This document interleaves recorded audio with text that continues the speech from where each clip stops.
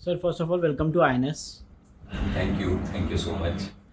Sir सबसे पहले आपसे जानना चाहेंगे कि छावा और सुपर बॉयज ऑफ मालेगांव ये दोनों फिल्म काफ़ी लोग पसंद कर रहे हैं और छावा तो खैर रिकॉर्ड तोड़ रही है, तो क्या कहेंगे उसके बारे में? और आपके रोल को स्पेशली लोग ने काफ़ी पसंद किया है सर। हाँ, सबसे पहले तो मैं दर्शकों का धन्यवाद उनको देना चाहता हूँ, शुक्रिया अदा करना चाहता हूँ। उन्होंने जो प्यार दिया है फिल्म को, बहुत अच्छा लग रहा है। और सच बताऊँ तो अपने जीवन में मैंने कभी ऐसा महसूस नहीं किया, इस तरीके की कोई चीज़ कभी अनुभव नहीं की। बहुत अच्छा लग रहा है। समझ में नहीं आ रहा है कि मैं ये सच में ये हुआ है या पता नहीं ये क्या है। बिकॉज कहीं भी जा रहा हूँ, हर जगह ऐसा लग रहा है कि लोगों ने काम देखा है, तो एक खुशी है। और बैक टू बैक प्रमोशंस में हूँ, बिकॉज छावा के 2 हफ्ते बाद सुपर वर्जन मालेगांव 28 तारीख को रिलीज हुई है, तो उसके प्रमोशन में हूँ। थोड़ा जब वक्त मिलेगा तो सारी चीज़ें फिर से एनालाइज करूँगा। खुश हूँ, बहुत खुश हूँ। सर कैरेक्टर की बात की जाए तो छावा का कैरेक्टर और सुपर बॉयज ऑफ मालेगांव के कैरेक्टर से आप विनीत कुमार कितना रिलेट कर पाते हैं? एक तो ये है कि मैं वैसा दोस्त हूँ जो मैं निभाता हूँ। और अगर मैं किसी से दोस्ती करता हूँ, किसी को प्रॉमिस करता हूँ, तो मेरी पूरी कोशिश रहती है कि मैंने जो वादा किया है उसे निभा सकूँ। फिर मैं समय नहीं देखता, मैं दूरी नहीं देखता। जिसके लिए वो वाली जगह मेरे दिल में रहती है, उसके लिए दौड़ के जाके खड़ा होता हूँ। तो वो कहीं ना कहीं एक समानता है कवि कलश जी के का जो किरदार था, तो कहीं ना कहीं ये एक मुझे अपने जीवन से मिला। और मैं पीठ में खंजर मारने वाला आदमी नहीं, तो वो है। फिर चाहे कितनी भी मुश्किलें आ जाए, मैं साथ हूं तो रहता हूँ। जो फरूक जाफरी का किरदार है कि जो दिल में है वो सीधे जुबान पे आ जाता है, तो ऐसे किरदार रियल लाइफ में उनके लिए जीवन बहुत कठिन हो जाता है। क्योंकि जब आपके अंदर जो है, आपके दिल में जो है, अगर वो शब्द बन के निकल गए तो आप अपने लिए बहुत मुश्किलें खड़ी कर लेते हैं। लेकिन ऐसा स्टबॉर्न और ऐसा अडमेंट और फर्म किरदार जब पर्दे पे आता है तो बहुत खूबसूरत होता है। बिकॉज बहुत सारे जब किरदार में कॉम्प्लेक्सिटी होती है ना, बहुत सारी, तो किरदार को आगे बढ़ने में मुश्किलें बहुत आती हैं। तो ऐसा किरदार बहुत मजेदार बन जाता है पर्दे पे। तो वो फरूक जाफरी जो मालेगांव में थे, अब हमारे बीच में दुनिया में नहीं है, और मुझे इस बात का मलाल हमेशा रहेगा कि मैं उनसे मुलाकात नहीं कर पाया। लेकिन उनकी कहानियां बहुत सुनी हैं, और उम्मीद करता हूँ कि मुझे जितना आता है एज एन एक्टर, उनके आसपास के जितने भी लोग हैं उनको वो चीज़ पसंद आए। क्या बोलूं? सर इंडस्ट्री की बात की जाए तो मतलब आप दोनों फिल्में बैक टू बैक हिट हो रही हैं और काफ़ी लोग पसंद कर रहे हैं, तो सक्सेस को आप कैसे देखते हैं और आपके लिए सक्सेस क्या है? मेरे लिए सक्सेस एक्सपेरिमेंट कर पाने की आज़ादी है। मेरे लिए सफलता का मतलब ये है कि मुझे वो फ्रीडम मिले कि मैं जैसे काम करना चाहता हूँ, जिन डायरेक्टर्स के साथ काम करना चाहता हूँ, जिन प्रोड्यूसर्स, जो अच्छे प्रोड्यूसर्स हैं, अच्छे डायरेक्टर्स हैं, अच्छे राइटर्स हैं, उनकी कहानियों का हिस्सा बनना चाहता हूँ। मैं उनके साथ जुड़ना चाहता हूँ, उनके साथ काम करना चाहता हूँ। क्योंकि जब आप अच्छे डायरेक्टर के साथ काम करते हैं, किसी अच्छी कहानी में किसी अच्छे किरदार को कर रहे होते हैं, तो एज एन एक्टर आपको भी निखरने का मौका मिलता है। और सबको पता है कि आप कितनी भी अच्छी पिक्चर बना लीजिए, लेकिन प्रोड्यूसर के बिना वो पिक्चर लोगों तक पहुंच नहीं पाती। मैंने 1-2 बार अपने जीवन में ये दंश का अनुभव किया है। बड़ी पीड़ा होती है, बिकॉज आप दिल लगा के काम करते हैं इस उम्मीद में कि ये फिल्म लोगों तक पहुंचेगी, लेकिन फिल्म कैसे रिलीज होगी, किस तरीके से लोगों तक पहुंचेगी, वहाँ मेरा कोई से नहीं होता। मैं एक कलाकार हूँ, मेरा काम खत्म हो जाता है, फिर मुझे जहाँ बुलाया जाता है प्रमोशन के लिए वहाँ जाता हूँ। तो लेकिन जब फिल्म ठीक से रिलीज नहीं होती तो तकलीफ होती है। तो अच्छे प्रोड्यूसर्स के साथ जब आप काम करते हो तो आपको ये सब सोचना नहीं पड़ता, क्योंकि खुद इन सारी चीज़ों का जिम्मा लेके चलते हैं, उनके प्लान्स क्लियर रहते हैं, फिल्म को कैसे लेके जाते हैं, तो वहाँ बहुत सुरक्षित महसूस करता हूँ। इसलिए मैं ऐसे लोगों के साथ काम करना चाहता हूँ। सर गैंग्स ऑफ वसेपुर से लेकर अभी तक की जर्नी को आप कैसे देखते हैं अपनी, और मतलब कि क्या सीख लेते हैं इस जर्नी से आप अपनी? हर फिल्म कुछ सिखाती है, हर किरदार कुछ देता है, और मुझे लगता है कि समय के साथ थोड़ा एक ठहराव आया है। पहले चंचलता थोड़ी ज्यादा थी, अभी वल्नरेबल तो अभी भी हूँ, लेकिन हाँ थोड़ा एक ठहराव आया है। एज एन एक्टर जब आप अलग अलग किरदार करते हैं तो कहीं ना कहीं आप अपने व्यक्तिगत जीवन में भी बहुत सारी चीज़ें आपको सीखने को मिलती हैं, क्योंकि से हम लोग जब काम करते हैं तो अलग शहर में जाते हैं, अलग अलग लोकेशन होती है, हर यूनिट में अलग लोग होते हैं, उनकी जर्नी सुनने को मिलती है। वहाँ जहाँ हम काम कर रहे होते हैं जिस शहर में, वहाँ के लोगों से मिलना मिलाना होता है, तो बहुत सारी चीज़ें पता चलती हैं। तो एज ए ह्यूमन बीइंग ही मुझे लगता है मेरी ग्रोथ होती है। तो हर फिल्म वासीपुर से लेके अब तक बहुत सारी चीज़ें की, बहुत सारा काम किया, बहुत सारे लोगों से मिला, बहुत जगह का नमक खाया, बहुत बहुत सारे नए लोगों से मुलाकात हुई, उन्होंने कुछ ना कुछ जोड़ा ही है। और अगर सपोज कुछ नहीं भी जोड़ा है तो भी मैं मान के चलता हूँ जोड़ा है, क्योंकि अगर उन्होंने कुछ बिटर अनुभव भी कराया है तो उस अनुभव से भी कुछ सीखने को तो मिला ही। सर इंडस्ट्री में एक जगह बनाना बहुत मुश्किल काम होता है सर, तो आपने तो काफ़ी स्ट्रगल किया है सर। अब जाकर आपको किस तरह से, मतलब कि फैंस से तो बहुत प्यार मिल ही रहा है, पर इंडस्ट्री वालों से कितना प्यार मिल रहा है और क्या क्या मैसेजेस आ रहे हैं आपको? बहुत सारा प्यार मिल रहा है, बहुत सारी सराहना मिल रही है और अच्छा लगता है, क्योंकि मैं जिन लोगों की फिल्में देख के बड़ा हुआ हूँ, जिन लोगों का काम अच्छा लगता है, जब उनकी तरफ से प्यार मिलता है, एप्रिसिएशन मिलता है, एक्नॉलेजमेंट मिलती है, तो हिम्मत और बढ़ती है और अच्छा काम करने की, और वो प्यार मिल रहा है। अभी जैसे मैंने फिल्म की है छावा, तो मैडॉक फिल्म्स की फिल्म है, लक्ष्मण उतेकर सर की फिल्म है।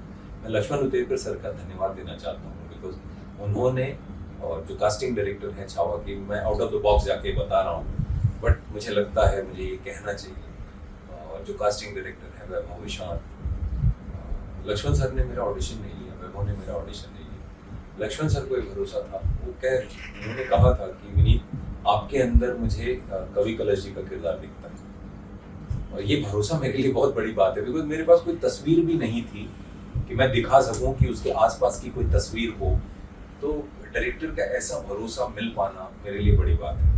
और बाकी हाँ, जो इंडस्ट्री से बिल्कुल बहुत सारा प्यार मिल रहा है। सर इंडस्ट्री की बात की जाए तो मतलब कि काफ़ी सारे डिबेट्स चलते रहते हैं आजकल सोशल मीडिया पे। कुछ डिबेट अभी भी शुरू से लेकर अभी तक हम देखते आ रहे हैं कि पिछले साल 2 साल से नेपोटिज्म और आउटसाइडर्स और इनसाइडर्स का डिबेट चलता रहता है। तो सर आप उस चीज़ को कैसे देखते हैं, और मतलब कि आपको क्या लगता है कि बॉलीवुड में कुछ ज़्यादा ही इस तरह के डिबेट चलते रहते हैं? मैं नेपोटिज्म इस तरीके से नहीं सोचता, क्योंकि मैं सच बताऊं, मेरे व्यक्तिगत जीवन में मैंने देखा है, मैंने खुद मेडिकल की पढ़ाई की, मैंने देखा है, मैं बनारस से हूँ, मैंने देखा है कि बहुत सारे डॉक्टर्स या बहुत सारे लड़के जिनके फादर डॉक्टर थे, परिवार वालों ने उनको डॉक्टर बनाया या बनाने की पूरी कोशिश, मैंने ये देखा। बहुत सारे मेरे दोस्त जिनके फादर इंजीनियर थे, उनके पिताजी ने या तो उन्हें इंजीनियरिंग के रास्ते पे पढ़ने की प्रेरणा दी, और या वो इंजीनियर वो बने आगे जाकर। मैंने देखा बहुत सारे पॉलिटिशियंस के बच्चे वो पॉलिटिक्स में हैं, बहुत सारे बिजनेसमैन के बच्चे बिजनेस में हैं, बिकॉज अगर किसी ने कोई बड़ी शॉप ओपन की है, रेस्टोरेंट ओपन किया है या किसी भी तरीके की कोई चीज़ ओपन की है, मैंने देखा उनके परिवार के लोग उसी फील्ड में आगे बढ़े। तो ये होता है। और माँ बाप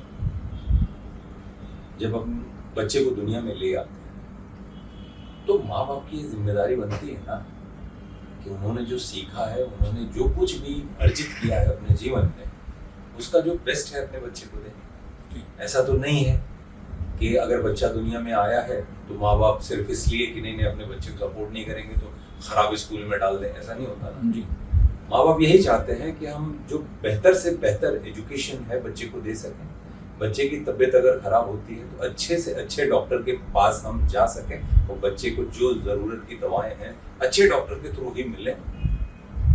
बच्चा अगर खेलना चाहता है तो जो बढ़िया से बढ़िया फैसिलिटी है बच्चे को दे सकें, बच्चे को बेहतर से बेहतर हम घर दे सकें। और बल्कि हमारे देश में तो कहा जाता है माँ बाप अपना पेट और अपनी नींद काट के बच्चों का पेट और बच्चों को नींद देते हैं। ये सच है, हमारा देश ऐसा है। तो ये हर जगह होता है, लेकिन फिल्म इंडस्ट्री में सबकी नजर ज्यादा होती है, इसलिए बातें ज्यादा होती है। अगर कोई माँ बाप हैं, अगर कोई बच्चा उनके यहाँ बड़े स्टार हैं और बच्चा उनके घर पैदा हुआ तो बच्चे की कोई गलती नहीं है ना। ठीक, तो माँ बाप कोशिश करेंगे कि उन्होंने अगर कुछ सीखा है, कुछ जाना है, तो वो अपने बच्चे को दें, बच्चे को दिशा दें। हर माँ बाप करता है।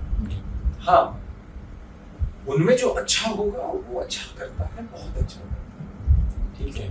लेकिन ऐसे भी बहुत सारे एग्जाम्पल हैं जहाँ कोशिश हुई लेकिन वो चीज उस तरीके से आगे नहीं बढ़ पाई। तो हर तरीके की एग्जाम्पल, बस इतनी सी चीज मैं कहना चाहता हूँ कि कोई भी टैलेंट अगर उसका कोई काम लोगों तक पहुंच रहा है तो वो टैलेंट के साथ जब और प्रयोग होता है तो हिम्मत बढ़ती है कि एक अंडरडॉग या कोई भी कहीं से भी, किसी भी दिशा से, कहीं से भी, किसी भी राज्य से, किसी भी जिले से कोई आदमी अगर उसने कोशिश की है, कुछ बढ़िया काम किया है और जब उसे और मौके मिलते हैं तो बहुतों की उम्मीद जगती है। और इसीलिए मैं बोलता हूँ शाहरुख खान सर का जो घर है मन्नत, वो मन्नत एक घर नहीं है, मन्नत बहुत सारे लोगों की हिम्मत है। मन्नत देख के ये हौसला पैदा होता है कि इस शहर में हमारा भी एक छत हो सकता है। सर, सुपरवाइजर मालेगांव के किरदार की बात की जाए और अगर छावा के किरदार की बात की जाए तो मतलब आप बैक टू बैक शूट कर रहे थे इस चीज़ के, तो मतलब कि कैसे अपने आप को अपने मतलब कि इस किरदार के लिए कैसे तैयार किया और उस किरदार के लिए कैसे तैयार किया? मैं डायरेक्टर की सुनता हूँ जी, स्क्रिप्ट को बार बार पढ़ता हूँ और मुझे उसके बाद भी अगर कोई चीज़ नहीं समझ में आती तो मैं डायरेक्टर से, राइटर से पूछता हूँ, बात करता हूँ। फिर जो डिमांड होती है किरदार की, कि अभी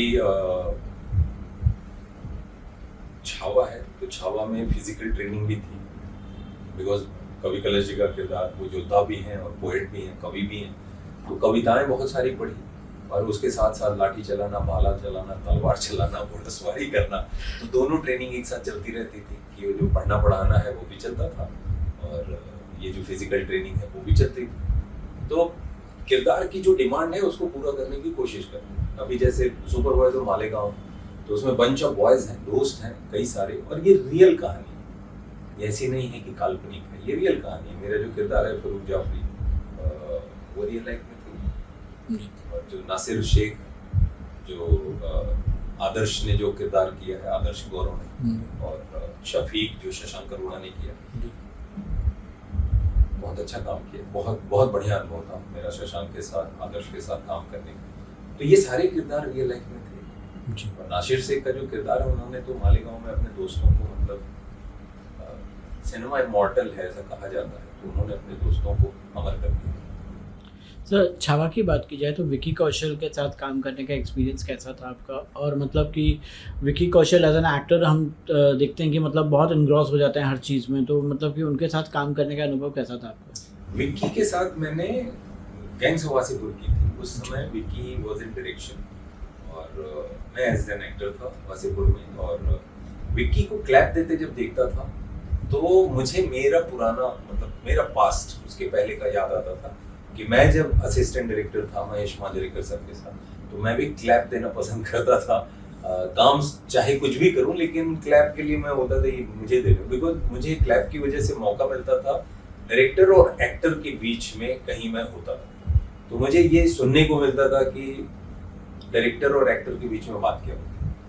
मुझे ये देखने को मिलता था कि एक कलाकार जब टेक 2 या टेक 3 में जाता है तो नया क्या करता है, और वो कहीं ना कहीं मुझे आज बहुत हेल्प करता है। टेक्निकली बहुत सारी चीजें सीखने को मिलती है। तो विकी को जब वो करते देखता था तो मुझे याद आता था मेरे पास, और हम लोग उस समय भी बॉन्डिंग सी हो गई थी। और मैं विकी को भाई के नजरिए से देखता हूँ, और वो ब्रदरहुड कहीं ना कहीं निकल के आता है छावा में। Vicky is very talented actor, very hard working, sincere, और वो सिंसियरिटी नजर आती है। विकी की सक्सेस देख के मुझे खुशी होती है। मैं तो जब मसान हुई, जुबान हुई, राजी या संजू या उरी, जो भी काम मुझे विकी का पसंद है, मैं कॉल करके बोलता रहा हूँ, और विकी का भी मुझे कॉल आता है। तो ये एक भाईचारा सा है हमारे बीच में, एक दूसरे के लिए एक म्यूचुअल रिस्पेक्ट है, और छावा में एक साथ काम करने को मिला, तो वो कहीं ना कहीं वो चीज़ें निकल के स्क्रीन पे आई है और दर्शक उसे पसंद कर रहे हैं। सर फ्यूचर प्रोजेक्ट्स की बात की जाए तो और क्या क्या फ्यूचर प्रोजेक्ट्स हैं आपके पास? अभी तो मैं फ्यूचर की चीज़ें बताने के पहले ये कहना चाहूँगा आपके प्लेटफॉर्म के थ्रू कि छावा थिएटर में है, आपने भरपूर प्यार दिया है छावा को और मेरे किरदार कवि कलश जी के किरदार को। कल रिलीज हुई है सुपरवाइजर मालेगांव। सुपरवाइजर मालेगांव एक सुंदर फिल्म है, रीमा कागती ने डायरेक्ट की है। बहुत प्यारी फिल्म। आप थिएटर में जाइए, एक टिकट कटाइए और उस फिल्म को देखिए। मैं तो बोलूँगा दोस्तों के साथ जाइए, दोस्तों की कहानी है, परिवार की कहानी, तो दोस्तों के साथ जाइए, परिवार के साथ जाइए।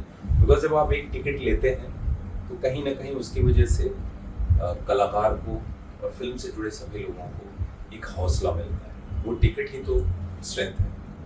थिएटर में जाके ज़रूर इस फिल्म को देखिए। और उसके बाद जो आएगी वो एक शो है मेरा, कबीर खान सर ने प्रोड्यूस किया है, रंगीन, अमेज़ॉन प्राइम के लिए। और एक फिल्म है सनी देओल सर के साथ, जाट, जिसे प्रोड्यूस किया है मैत्री मूवी मेकर्स और पीपल मीडिया फैक्ट्री ने, जिसके डायरेक्टर हैं गोपी चंद मिलेनेनी। एक फिल्म है अनुराग कश्यप सर के साथ, और एक एंथोलॉजी है जो मेरे मित्र ने डायरेक्ट की है, आशीष आर्यन। तो उसमें 4 कहानियाँ, एक कहानी बनेगी। सर एक लास्ट क्वेश्चन ये है कि अनुराग कश्यप के साथ वापस काम करना की कैसा एक्सपीरियंस है रहेगा आपका, क्या कहेंगे उसके बारे में? अनुराग सर के साथ एक चीज़ हमेशा रही है कि उनके साथ जब भी काम करता हूँ तो एज एन एक्टर कुछ नया मेरे अंदर, मतलब मुझे खुद ही नहीं पता होता कई बार कि ये कर सकता हूँ क्या। तो बहुत सारी चीज़ें अनफोल्ड हुई हैं, और उन्होंने हमेशा कुछ नए तरीके का अगला काम जब भी हुआ है कुछ नया ही दिया, और वो मुझे हेल्प करता है ग्रो करने में एज एन एक्टर। बिकॉज एक चैलेंज है और चैलेंज एक्सेप्ट करता हूँ एज एन एक्टर, खुद को भी खोजता रहता हूँ, तलाशता रहता हूँ। तो जब भी कोई ऐसी कहानी आती है जो मैंने पहले नहीं की है तो और अलर्ट मोड में रहता हूँ और कुछ खोजता हूँ, कोशिश करता हूँ। तो अनुराग सर की वजह से बहुत सारी चीज़ें मुझे सीखने को मिली। सर लास्टली एक होली विश दे दीजिए बस। हाँ, मैं बनारस से हूँ और बनारस में बहुत जोरदार होली खेली जाती है। होली की आप सभी लोगों को ढेर सारी शुभकामनाएं। होली खेलिए, जी भर के खेलिए, और इस बात का ध्यान रखिए कि एक दूसरे का हम ख्याल भी रखें, किसी को किसी तरीके का कोई नुकसान ना हो। बहुत कलरफुल त्यौहार है, तो इस सुनहरे रंगों से भरे त्यौहार को खुशियों के रंग से भी भरिए और रंग से भी भरिए।